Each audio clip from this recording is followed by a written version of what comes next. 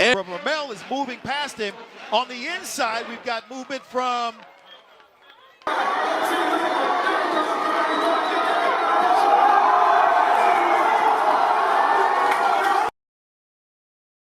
In the world of track and field, few names echo louder than Usain Bolt, a man who didn't just dominate sprinting but completely redefined it.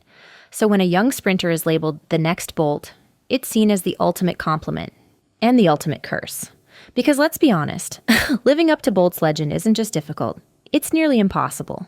We're talking about an athlete who still holds both the 100-meter and 200-meter world records, who pulled off the mythical triple-triple by winning gold in the 100-meter, 200-meter, and 4x100-meter at 3 straight Olympic Games: Beijing, London, and Rio. To wear the next Bolt title is to inherit impossible expectations. You can't just win races. You have to dominate an entire era. And for most athletes, that pressure becomes an unbearable weight. But in today's sprinting scene, 2 names have emerged from the chaos, standing taller than the rest. 2 young phenoms who haven't just survived the Bolt comparisons. They've thrived under them. Erriyon Knighton of the United States and Letsile Tebogo of Botswana. At just 21 years old, these 2 prodigies have not only shattered junior records, but are now rewriting the future of sprinting itself. And in 2025, the track world is finally getting the race it's been waiting for. Knighton versus Tebogo, head-to-head over 200 meters in Rabat, Morocco. The question isn't just who will win, it's whether the world is witnessing the birth of the next era in sprinting. It's easy to throw around comparisons in sports, but when the name Bolt gets involved, the bar instantly rises to almost mythological levels. Everyone wants to find the next one, but not everyone can carry the torch. Many talented athletes have flashed brilliance early, breaking junior records, running sub-20 seconds, even grabbing medals, but eventually crumble under the shadow of the Jamaican giant. Because Bolt didn't just win, he did it with flair, confidence, and terrifying consistency. He dominated across 3 Olympic cycles and left a global impact that no sprinter has come close to matching. So when names like Knighton and Tebogo start being whispered in the same sentence as Bolt, skepticism naturally follows. But here's the twist. These 2 aren't just surviving the pressure, they're thriving. Knighton, with his cool demeanor and blazing acceleration, has already broken records Bolt himself set as a teenager. Tebogo, meanwhile, with his explosive stride and fearless race execution, has brought a whole new level of swagger to the 100 meters and 200 meters at an age where most athletes are just getting started. The comparisons are no longer just hopeful. They're beginning to feel earned. And as their careers evolve, one thing is becoming increasingly clear. These aren't just next Bolts. They're something entirely new. Let's rewind for a moment to see how Erriyon Knighton and Letsile Tebogo even got here.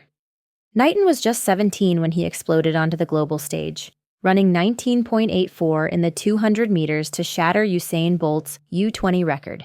He didn't stop there. By the time he was 18, he was already a finalist at the Tokyo Olympics. And by 19, he'd run an earth-shaking 19.49, the 6th fastest 200 meters of all time. That kind of progression is not just impressive, it's borderline supernatural.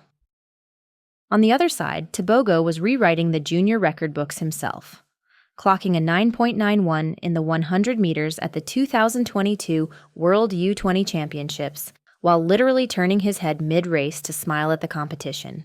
That wasn't just dominance, it was defiance. He followed it up by becoming a global medalist in the 100 meters and 200 meters. Showing he could hang with the elites on the biggest stage. These aren't just kids with potential. These are athletes already delivering on the world stage, under pressure against veterans. In a sport where most sprinters don't hit their prime until their mid to late 20s, Knighton and Tebogo are shattering expectations, and they're only just getting started. By 2023, the hype surrounding Knighton and Tebogo turned into cold, hard results. At the World Athletics Championships, they weren't just there, they were on the podium. Knighton took silver in the 200 meters with a time of 19.75, while Tebogo claimed bronze with a blazing 19.81, both finishing behind Noah Lyles' gold medal run. It was one of the fastest, deepest 200-meter finals in history, and these 2 youngsters stood tall among legends. But it was 2024 that truly cemented Tebogo's place in history. At the Paris Olympics, the Botswana superstar shocked the world by storming to a 19.46 victory in the 200 meters. Not only winning gold, but also breaking the African record and proving beyond doubt that he's more than just a promising sprinter. He's a champion. Knighton, while not medaling in Paris, remained a consistent threat, still the youngest to ever run under 19.5. And now, with both athletes entering 2025 at 21 years old and fully mature, the rivalry is no longer about potential. It's about legacy. The question is no longer whether they can challenge the greats. It's whether they're ready to become the greats themselves. Now fast forward to Rabat, Morocco, host of what's shaping up to be one of the most anticipated Diamond League 200-meter races in recent memory. This isn't just Knighton versus Tebogo. This is a battleground featuring elite names across the sprinting landscape. Wade van Niekerk, the world record holder in the 400 meters, brings veteran presence. Joseph van Bolle and Robert Gregory, both explosive and unpredictable, are hunting for major upsets. Courtney Lindsay, who already took down Tebogo once in Kenya, returns with something to prove. Add in emerging names like Benjamin Richardson and Ryan Zies, and this isn't just a race, it's a war zone. But all eyes will remain locked on two lanes, Knighton's and Tebogo's. Because this race isn't about points or prize money, it's about dominance. With so much talent packed into this 200-meter final, we're not just looking at a podium battle. We're staring down the barrel of a potential world-leading time, maybe even a meet record. This is the kind of race where reputations are made and legacies are written. What makes Tebogo so dangerous heading into Rabat is not just his Olympic pedigree, it's how calculated he's been in 2025. While fans and analysts questioned his form after clocking 20.10 in Doha, Tebogo stayed silent, until he didn't. In a rare post-race interview, he sent a chilling message to the track world. "I want to finish my season on a high note. I have to send a few messages out there to the people. I'm in the mix, and they should not be comfortable when I'm around." That wasn't confidence. That was a warning. Tebogo has been deliberately pacing his season, running multiple hundreds, 200s, and even 400s to sharpen every aspect of his race. And anyone who has followed championship-level sprinting knows the fastest man isn't always the one who blazes early. It's the one who peaks at the perfect time. And if Tebogo has timed this right, Rabat could be the beginning of another seismic statement from the Olympic champion. While Tebogo has stunned the world with his championship performances, Knighton has built something even more terrifying: consistency. Since 2022, he's run under 20 seconds an astonishing 26 times, including that mind-bending 19.49. Only a handful of athletes in history can even dream of such stats. And while he's only beaten Tebogo once in their head-to-head clashes, Tebogo leads 4-1, that stat doesn't tell the full story.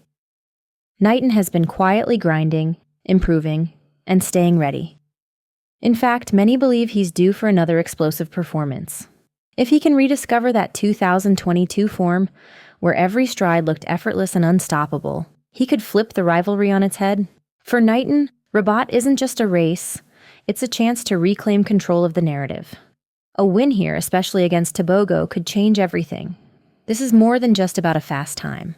This is about respect, redemption, and rewriting a rivalry that's just getting started. So now we arrive at the inevitable question: who will win? The truth is, it's almost impossible to call. Tebogo's average time when racing Knighton sits at 19.68, while Knighton averages 19.89 when racing against Tebogo.